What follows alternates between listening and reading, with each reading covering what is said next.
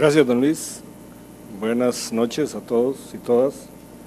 Quisiera en primer lugar agradecer a mi amigo Carlos Tiffer por la invitación tan amable e incluso igualmente al colegio y a la Comisión de Derecho Tributario por esta tan magnífica idea, que incluso yo le decía a Carlos que era extraño que a pesar de tanto tiempo fuera la primera jornadas de Derecho Tributario, cuando pareciera que este es un tema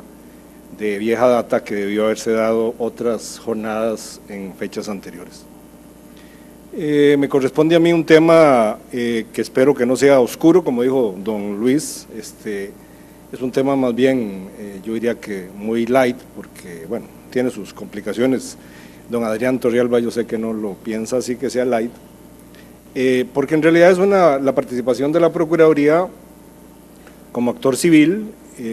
No tiene ninguna ciencia, porque la participación de la Procuraduría como actor civil es la participación nuestra como cualquier mandatario judicial que se le encarga una labor. En este caso, solamente que tiene la especialidad de que somos actores civiles y actuamos en favor de los intereses del Estado, y en ese sentido nos corresponde la búsqueda del bienestar de los intereses estatales, que al fin y al cabo son también los intereses estatales de toda la ciudadanía. En ese sentido, no hay mayor secreto en la participación de la Procuraduría como actor civil, solamente que tiene como grandes fundamentos legales de esta participación la Ley Orgánica de la Procuraduría General de la República, que en su principal, entre sus atribuciones, en el inciso primero, establece la representación legal del Estado en estrados judiciales en todo el país y en todas las materias, actuando como actor y como representando al Estado como actor y representando al Estado como demandado. Entonces, en ese sentido, repito, no tiene mayor trascendencia o mayor misterio nuestra participación como actores civiles. Participamos en representación del Estado, que se constituye como víctima. Ciertamente es una víctima, ahora lo veremos más adelante, con unas connotaciones bastante especiales, porque no es la víctima de carne y hueso que el Código Procesal Penal del 73 y el actual del 96 está pensado para el Estado, sobre todo en ciertos temas, llámese los procesos de flagrancia o llámese los procesos de justicia restaurativa, que tienen algunas dificultades para encajar la naturaleza especial del Estado como una víctima de carne y hueso que puede negociar por su propia voluntad. Es indiscutible e indispensable hacer una pequeña referencia al rol de la víctima que ha acontecido en los diversos ordenamientos jurídicos, sobre todo procesales penales de nuestra historia reciente, y sin hacer mayor elaboración hay que concluir que en el Código del 73, el Código de Procedimientos Penales de 1973, llegó a acuñarse por los tratadistas aquella expresión de que a la víctima le había sido expropiado el conflicto y por lo tanto la víctima era un actor secundario que casi que se limitaba únicamente a presentar la denuncia y luego ser llamado como testigo. Esta condición de este papel de relegado a segundo plano de la víctima fue poco a poco recuperando su papel protagónico gracias a algunas posiciones, algunas resoluciones de la Sala Constitucional que le devolvieron su capacidad de participación y una participación activa dentro del proceso penal, un desligamen del Ministerio Público en lo que respecta a la elaboración y presentación de recursos de apelación o de casación, y finalmente este ascenso del papel protagónico de la víctima se viene a clarificar con mucha mayor evidencia con la promulgación del Código Procesal Penal del 1996, en donde incluso hay un capítulo especial, el artículo 70 y siguientes del Código Procesal Penal, donde se establece una amplísima gama de derechos de la víctima, derechos de toda naturaleza, procesales, extraprocesales, de representación, de asistencia letrada, y por supuesto de apelación, ser víctima de homicidio conocido, estar enterada de todos los procesos, la obligación del Ministerio Público de enterarle de todos los procesos, e igualmente las posibilidades de apelar ciertas resoluciones. A pesar de esta evolución franca que tuvo el papel de la víctima, y concretamente tratándose del Estado, aún subsistían algunas trabas en los textos legales, y nos referimos concretamente a que por la naturaleza del Estado, por su condición de la Procuraduría, como condición de mandatario del Estado, tenía las restricciones obvias de algunos límites a su mandato, y para el caso que nos interesa, que más adelante vamos a desarrollar sobre las medidas alternas, para la Procuraduría poder negociar, transar, desistir de los negocios en los que se veía involucrada, tenía que solicitarle permiso a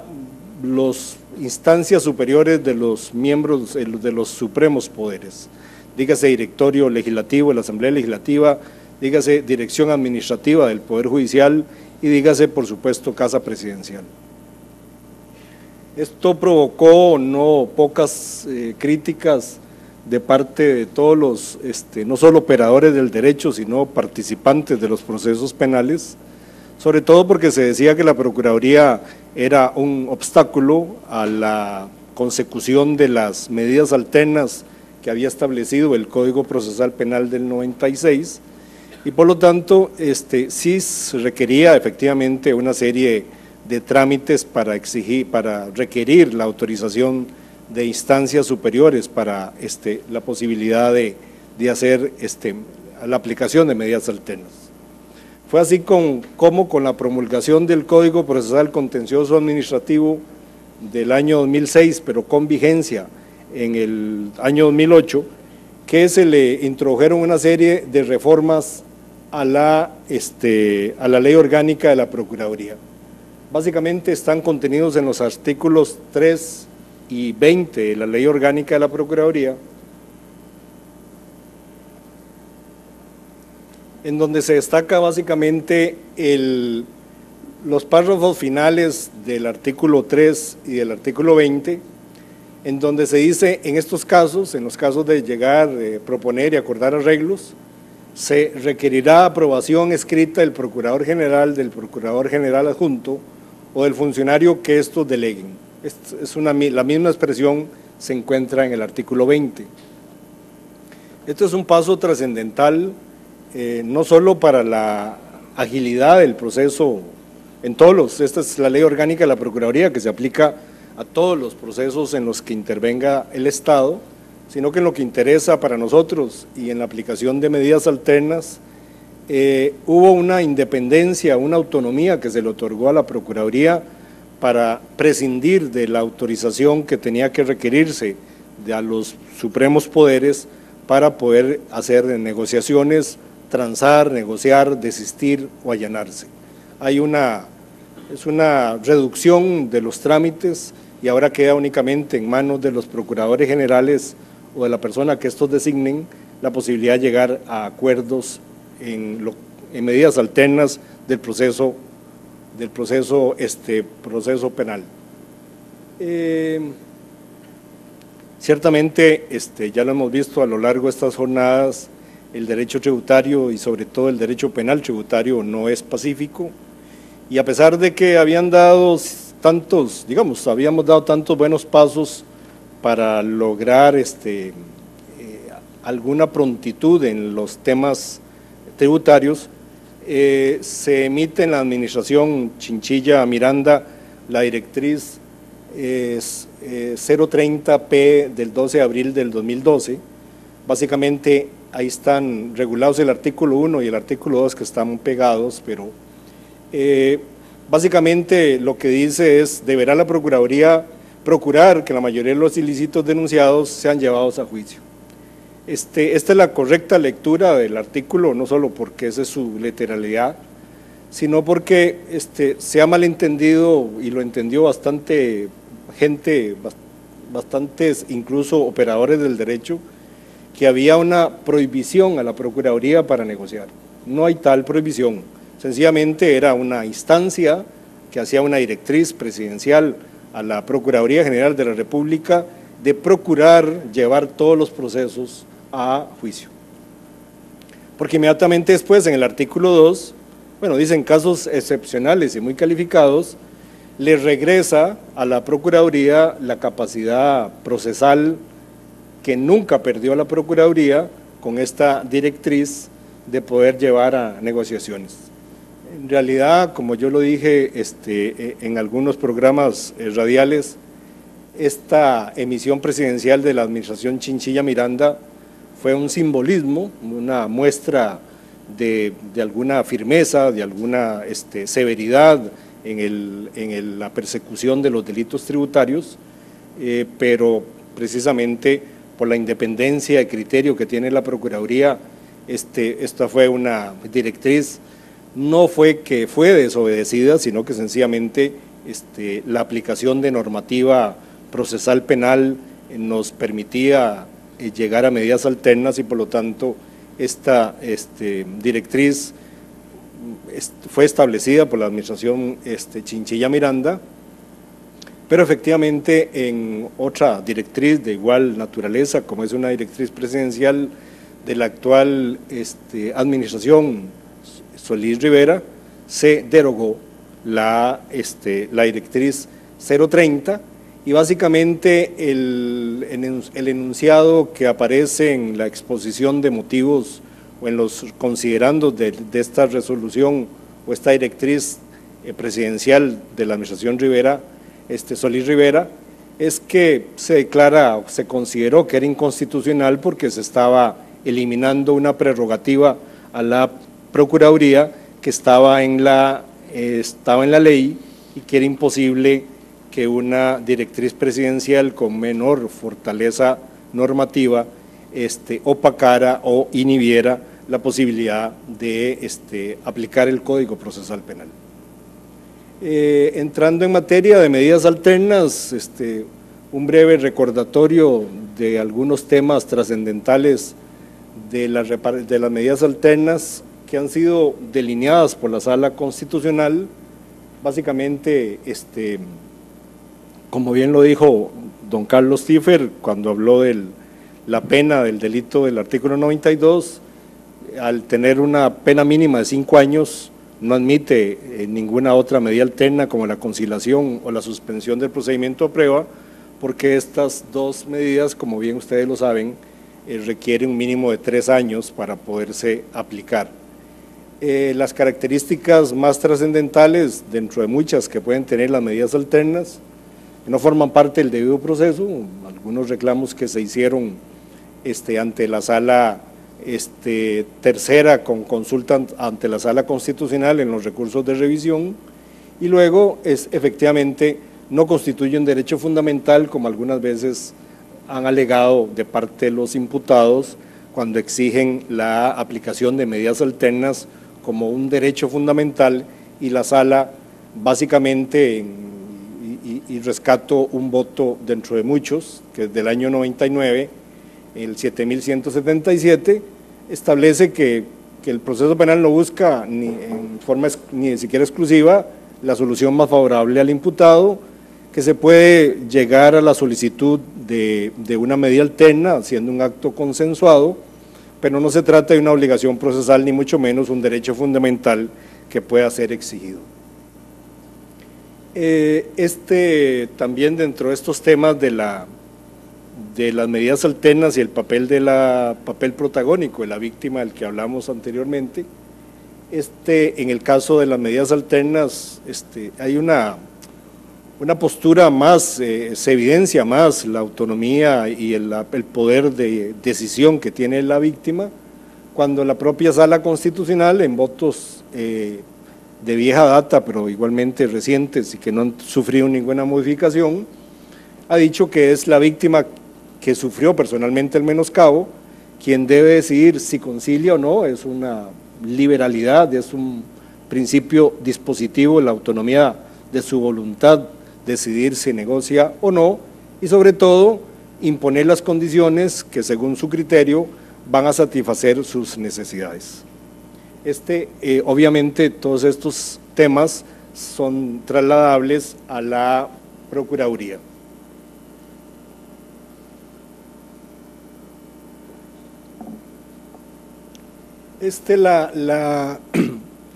Aquí en este caso quiero, como lo anticipé anteriormente, el Estado obviamente es una víctima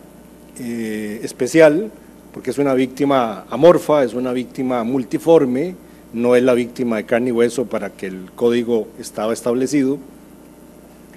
Y si este voto merece algún reconocimiento y alguna mención, porque es un voto de la Sala Constitucional que se pronunció sobre la postura de la Procuraduría de cara a las negociaciones en delitos de conducción temeraria y tenencia de armas, que la Procuraduría, por decisión de la Procuradora General de entonces, tuvo una postura absolutamente negativa de admitir medidas alternas en este tipo de delitos. La Sala Constitucional declaró inconstitucional esta postura, esas directrices, y básicamente lo que me interesa rescatar aquí es que en el caso de la víctima de carne y hueso, no está sometida al principio de fundamentación de su decisión. A la persona que le han robado su celular, a la persona que le han robado sus aretes, le han robado su televisor, si le da la gana, negocia o no negocia, y si decide no negociar, no tiene por qué darle explicaciones ni al juez ni al imputado por qué no quiere negociar. En el caso de la Procuraduría, por ser una víctima especial, por ser una víctima con connotaciones estatales o institucionales, la Sala Constitucional exige a la Procuraduría que en caso de no negociar debe hacerlo de una forma fundamentada. Ya para ir concluyendo, sí nos quedan solamente dos temas, que es básicamente el mecanismo de aplicación de la reparación dentro del proceso penal. O sea, el mecanismo, para los que no lo conocen, es bueno, sencillamente hay un acercamiento entre partes propiciado por el juez, porque esa es la obligación que tiene, sea en la instancia de la audiencia preliminar o es posible aún en audiencias tempranas, y sencillamente lo que sucede es que se ponen de acuerdo, se hacen requerimientos a la Dirección General de Hacienda, a la Dirección General de Tributación, y Tributación y Hacienda son los que establecen los montos para efectos de la reparación integral, que consiste en el pago de la totalidad de los tributos adeudados, los intereses desde el momento en que se tenían que pagar hasta su efectiva cancelación, y además a esto se añade dos elementos novedosos que se incluyen en las medidas alternas, en las negociaciones, que es el pago de las multas o sanciones administrativas, básicamente el artículo 81 del Código Tributario, y finalmente es una circunstancia que aplica la Procuraduría, el denominado daño social, que se establece en un 30%. Ya esta es la última cita, ya termino. Esta es una resolución también de la Sala Constitucional que casualmente tiene que ver con una acción de inconstitucionalidad contra la directriz 030 que había supuestamente prohibido la participación o que se pudieran llegar a negociaciones en los delitos tributarios. Este voto rechaza la acción de inconstitucionalidad, dice que no le trae ningún beneficio al accionante su eliminación, porque efectivamente la directriz no impidió las negociaciones, y básicamente lo que me interesa para lo que acabo de decir del pago de multas y el daño social es que dice que la víctima, y es un caso referido expresamente al Estado, dice la víctima es la que decide que negociar, en qué casos sí, en qué casos no, así como definir ciertos parámetros de lo que entendería por entera satisfacción, que se puede hacer caso por caso o en el caso de la Procuraduría que se establezcan lineamientos generales. Esto básicamente es lo que me atañe a mí en lo que corresponde a la acción civil instaurada por la Procuraduría. Muchas gracias.